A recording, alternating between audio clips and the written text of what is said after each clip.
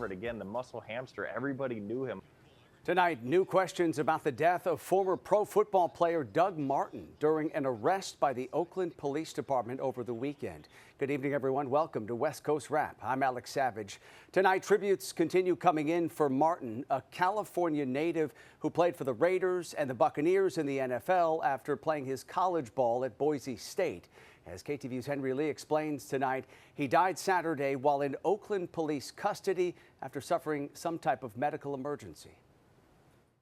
No, I found that out this morning. Lynn Belmont only learned Monday that Doug Martin, her neighbor who died in Oakland police custody, had been a pro football player with the Tampa Bay Buccaneers and the Raiders. Just makes it, more tragic that someone who has a successful career and is a mentor in a mentor's position. Condolences pouring in on social media from Boise State, the Buccaneers, and Raiders, all former teams of Martin, who earned a nickname based on his short stature but big build. He was a fan favorite. Again, the muscle hamster, everybody knew him. I think when everybody first saw this, like, Doug Martin, you mean the muscle hamster? He died? At about 4:15 Saturday morning, police say Martin broke into his neighbor's home 2 doors down on Ettrick Street in the Chabot Park neighborhood. The victim called police. I've learned Martin's mother also called 911, saying her son was experiencing a medical emergency. Officers found Martin inside his neighbor's home. They got into a struggle. Sources tell me Martin became unresponsive in the back of a police car, was taken to a hospital, and died. I've learned the home Martin is accused of breaking into is the same home where a 75-year-old woman exchanged gunfire with 2 home invaders back in 2023. Now she's been victimized a second time. To be violated like that and awakened out of a deep sleep, I can only imagine how traumatized she is. Belmont says she's spoken in the past with Martin's family, who said Martin has been suffering from some mental health issues. I knew that he was mentally challenged. Martin's family did not want to comment and asked for privacy. Civil rights attorney John Burris says key to the investigation will be the autopsy, which will determine his cause of death and any contributing factors. Did he show signs of mental derangement? Alcohol, drugs, anything that would suggest that he wasn't all there, which then might suggest a different way of trying to handle him. A young African-American male die under somewhat shrouded circumstances within police custody, my eyebrows raise. I am keenly paying attention to what details come about. In Oakland, Henry Lee, KTVU, Fox 2 News. And we turn now to new developments in the Trump administration's efforts to send National Guard troops to Democratic-led cities. Today, the Ninth Circuit Court of Appeals sided with the administration, saying in a 2-to-1 decision, the White House likely has the authority to federalize troops and send them to Portland. For now, the federal government is still barred from deploying them there. The Justice Department says it will now ask a lower court to drop its restraining order that had been in place. Oregon officials say they'll be asking a larger panel of the Ninth Circuit to reconsider this ruling. I still urge the Trump administration to send all the National Guard members home, both the Oregon National Guard and the California National Guard. I continue to believe, and we have both a local federal judge as well as a dissenting member of the Ninth Circuit saying that the situation does not warrant those deployments. Meantime, city leaders in San Francisco also are pushing back against the president's suggestion that he will send National Guard troops to that city. They say recent crime statistics show San Francisco is on track this year to have its lowest homicide rate since the 1950s. Across the country, an estimated 7 million people gathered for No Kings protests over this past weekend, and many of them were here on the West Coast. No Kings! No crowns!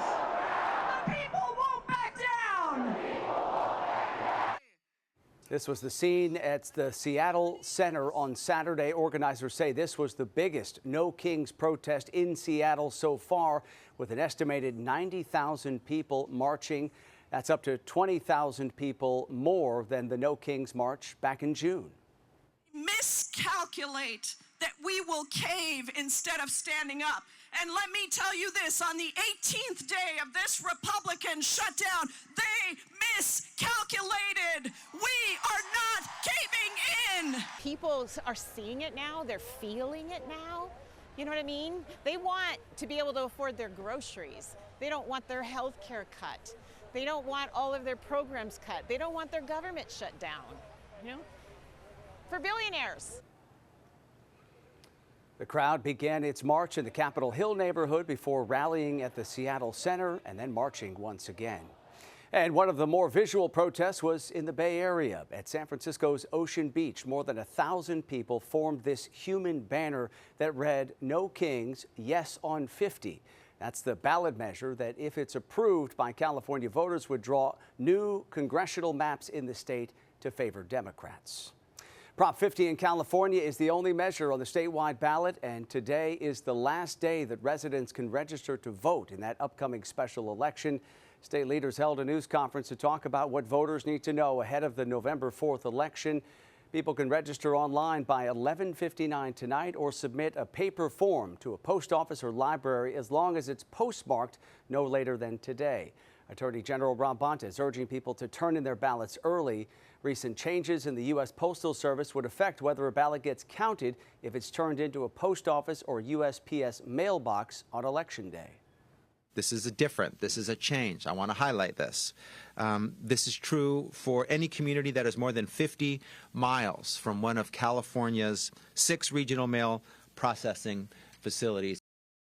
And those who miss today's deadline to register to vote can complete a same-day registration up to and including Election Day at the Registrar of Voters office or at any voting center.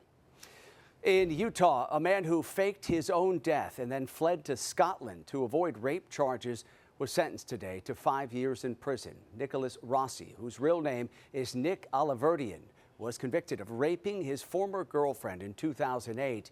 He was discovered in Scotland when someone identified his tattoos that were detailed in an Interpol notice. Rossi is scheduled to be sentenced in November for a second separate rape conviction. The trial has begun for a decade-old murder that happened in Arizona. Ian Mitchum is charged in the 2015 killing of 31-year-old Allison Feldman in Scottsdale.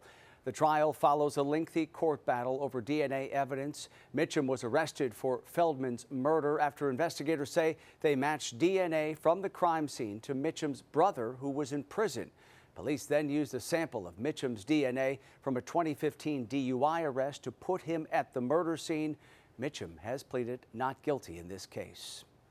Well, Seattle-based Amazon is recovering tonight after its cloud computing service caused a major outage that disrupted online activity all around the world today. This affected remote working services, Snapchat, Roblox, Robinhood, and Coinbase, among others.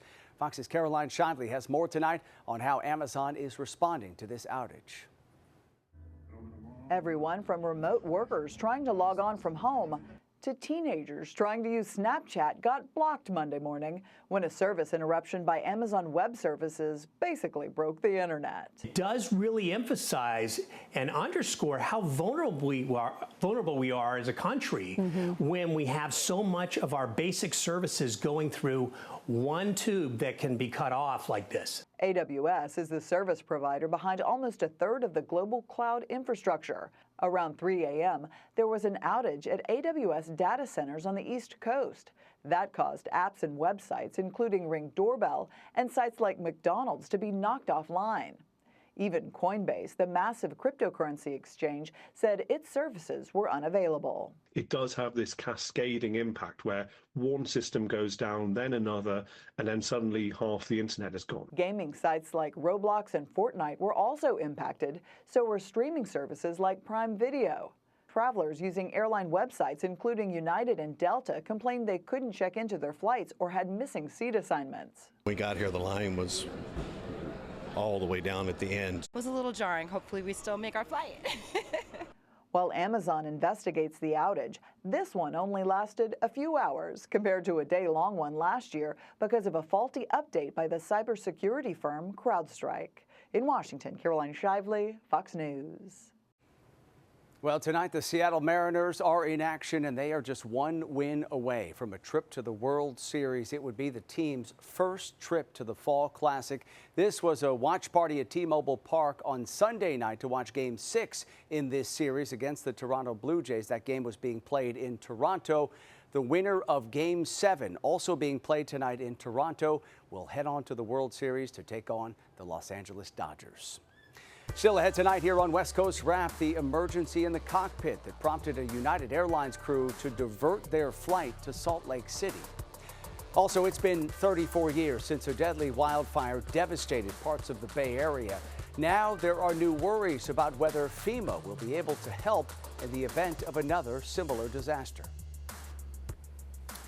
And in weather, here's our live camera looking out towards San Francisco with lots of clear skies. We will update the West Coast Wrap forecast coming up after the break. Tonight, the NTSB is investigating after a United Airlines flight from Denver to Los Angeles had to divert because of a cracked windshield. This happened last Thursday on a Boeing 737 MAX 8 jet. The cockpit crew diverted to Salt Lake City, and all 140 passengers were rebooked to LAX after about a 6-hour delay. The NTSB says it's now gathering radar, weather, and flight recorder data. The agency also says it's sending that windshield to a lab for further examination. Negotiations between Kaiser Permanente and union healthcare workers are set to resume this Wednesday following a 5-day strike by those union workers. More than 30,000 nurses and other healthcare professionals walked off the job last week. The employees are demanding a 25% wage increase over 4 years to make up for wages they say are at least 7% behind their peers. Kaiser Permanente countered with a 21.5% increase, claiming that a 25% increase would result in more expensive health care costs for patients. Union workers have rejected that offer. In the Bay Area, today marks 34 years since the deadly East Bay Hills firestorm. It began as a small vegetation fire in the Berkeley Hills on October 19th of 1991. Authorities believe the fire was extinguished, but it reignited the next day. That wildfire killed 25 people and injured 150 others. More than 3,000 homes were destroyed in Oakland and Berkeley. The fire was fueled by offshore winds with up to 70-mile-per-hour gusts and extremely dry conditions that day. FEMA assistance for wildfires and other natural disasters could be at risk as more cuts to grants could threaten the agency's ability to respond following a crisis. As Fox's Madison Scarpino reports tonight, the government shutdown is only making matters worse. With weeks left of hurricane season, state emergency officials warn recent changes to FEMA and delays in grants could impact their ability to respond to disasters. And they say the government shutdown isn't helping. The Federal Emergency Management Agency can't start new recovery projects or fully fund existing ones. Last month, FEMA put a $320 million grant on hold until states submit new population counts that account for deportations. And over the summer, Homeland Security Secretary Kristi Noem implemented a rule requiring her personal approval for any spending over $100,000. In addition, President Trump has floated the idea of phasing out FEMA and transferring disaster response to individual states. It's always been an agency designed from the ground up to support states when governors request that support.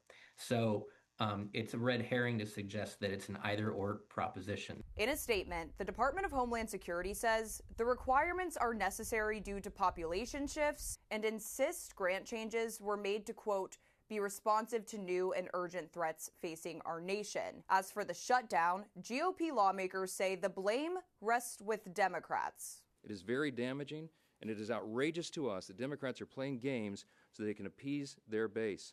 A Trump-appointed review council will submit recommendations for FEMA's future by December. In Atlanta, Madison Scarpino, Fox News.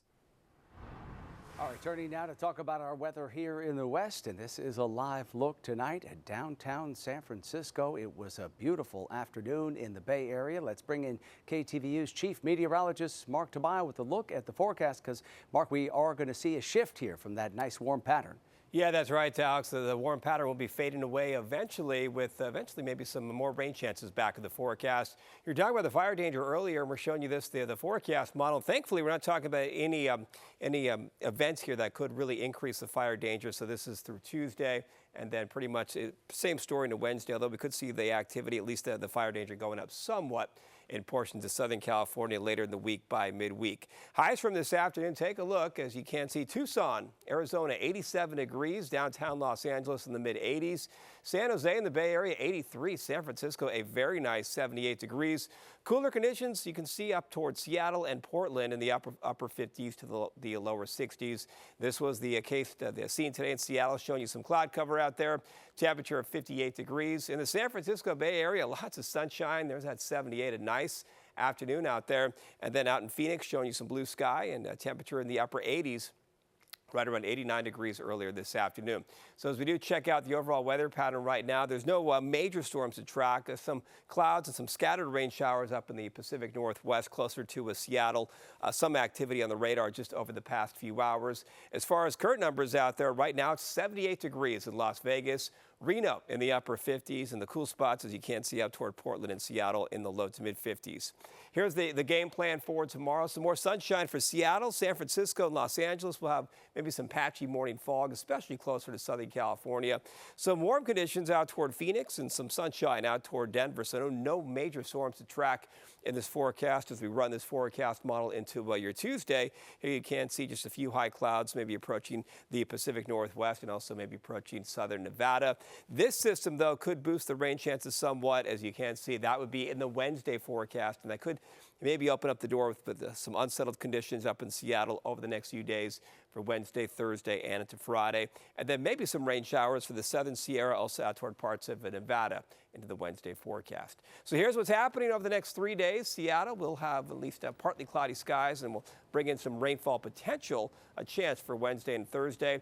Another nice day in San Francisco for your Tuesday. A little bit of some cooling, though, by midweek. Los Angeles temperatures in the mid-70s for tomorrow. Some cooling by Wednesday. And it looks like we're warming back up in the Phoenix area, back up into the lower 90s.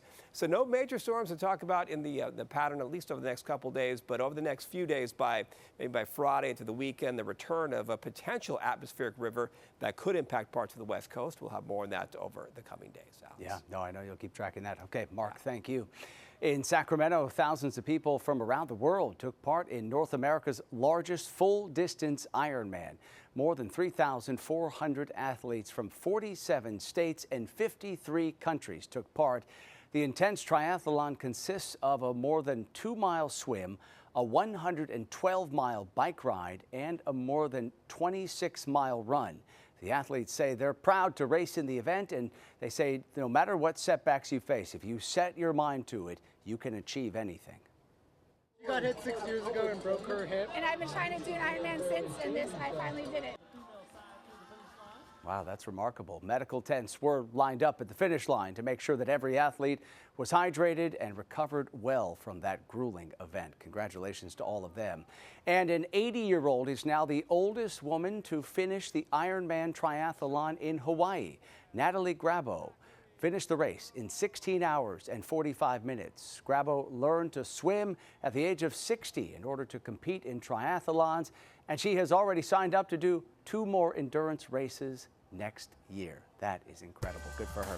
Coming up tonight here on West Coast Wrap, BYU fans stormed the field over the weekend following the school's big win over Utah in that rivalry game. How this move here could have cost the team tens of thousands of dollars. We'll explain. Also, hundreds of people gather for what can only be described as an only in Oregon event. Up next tonight, we'll show you the great pumpkin regatta. The San Francisco 49ers celebrating a big win last night against the Atlanta Falcons. The Niners came out on top in this one, 20-10 at Levi's Stadium. After San Francisco's running game returned in a serious way, the Niners rushed for 174 yards in this game. Christian McCaffrey rushed for 129 of those yards, and he also scored 2 touchdowns. The superstar running back also caught 7 passes in what was his best game of the season. A lot of credit to the guys up front. You know, tight ends, receivers blocking, everybody blocking, open up some big lanes in the run game, and Defense did a hell of a job keeping us in the game at some tough times. So big team win, man, character win. Proud of our guys. The Niners won for the 4th time in 5 starts this season, with backup quarterback Mac Jones playing in place of the injured Brock Purdy. The Niners are now 5-2 on the season and tied with the LA Rams for first place in the NFC West. The Niners now head off to Houston to face the Texans on Sunday. Well, BYU pulled off a win over the weekend against their rival Utah, and the fans could not contain their excitement.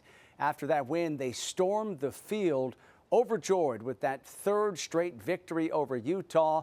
Storming the field, though, is prohibited, and it comes with a $50,000 fine. But when the CEO of Crumble Cookies, Jason McGowan, found out about the fine, he told the team he'd cover it.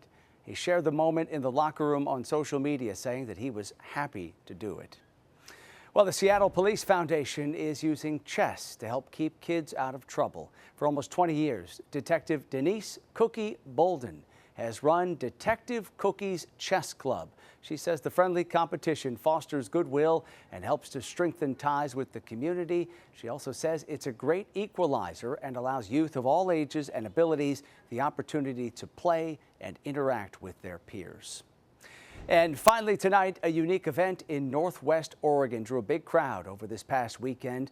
The West Coast Giant Pumpkin Regatta had competitors racing across a lake inside hollowed-out giant pumpkins. Fox 12's McKenna Marks has more tonight from Oregon. I'm here at the Giant Pumpkin Regatta in Tualatin, and you can actually see one of those pumpkin boat races happening right now. Now, what better way to celebrate the fall than with giant pumpkins? And let me tell you, there are plenty of those to be found around here. Racing a giant pumpkin, when do you ever get to see that? From the vendors to the pumpkin-themed activities, the West Coast Giant Pumpkin Regatta in Tualatin has something for everybody. But the Giant Pumpkin Race is the big event that brings in crowds from far and wide. It's exhilarating. It's an exciting thing. It's different. It's new. It's fresh. So I am excited to see that. I spoke to paddler Brad Baines, a 4-year pumpkin race veteran whose boat weighed in at over 1,300 pounds. Baines says these pumpkin boats are hard to navigate, but the electric atmosphere is what keeps contestants going. The crowds will give you the energy you need to get around, especially when you make it to that turn and you're tired. They'll cheer you on. Other paddlers, like Jesse Terrio, opted for a smaller pumpkin. It's 410 pounds, so it's like one of the smallest ones, which is good for me because I'm a small guy, so I can fit it and I'll have a little bit of an advantage over everybody. I also caught up with Buddy the Elf, who won the first round of the races. Across the finish line, Buddy the Elf. Yeah, I've done this since 2013. It's great. It's hard to paddle, a lot harder than icebergs. But win or lose, these pumpkin paddlers tell me it's all about having fun. It was so close. I had to give it my all, but I got it. And those who watch from the sidelines say there's no better way to embrace the season. A lot of people, a lot of families, very fall. Contestants tell me they look forward to this event every year, and spectators say despite the occasional sprinkle of rain, this is the best way to celebrate the fall season. Reporting from Tualatin, McKenna Marks, Fox 12 Oregon. That looks like a blast out there. Okay, that does it for West Coast Wrap tonight. We appreciate you watching as always. Have a great night.